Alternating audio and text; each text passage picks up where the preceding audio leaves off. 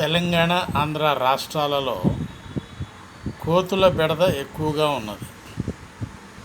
అయితే ప్రజలు ఈ కోతుల బెడద చాలా ఎక్కువగా ఉన్నది కాబట్టి ప్రాబ్లమ్స్ వస్తున్నాయి. ఈ కోతులను పట్టుకోండి, కోతులను పట్టుకుంటే ఒక కోతికి 520 రూపాయలు పేమెంట్ చేస్తామని పేపర్ ద్వారా ప్రచురణలు బయటకు వచ్చినాయి.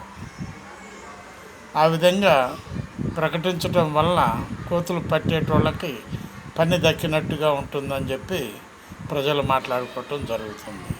అయితే కొన్ని స్టేటుల్లో కోతుల బదులు నెమళ్ళు, ఊరి నిండా నెమళ్ళే ఉంటున్నాయి. ఒక్కొక్క ఇంటి మీద 7-8 నెమళ్ళు అరుస్తూ ఉంటుంటాయి. అవి రెట్టలు వేస్తూ ఉంటాయి.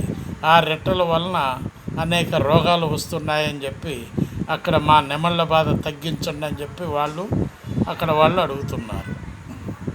కోతుల బెడద కోతులది, నెమళ్ళ బెడద నెమళ్ళది. ఆలోచించండి ప్లీజ్. ఒక్కొక్కరికి ఒక్కొక్క రకమైన బాధ.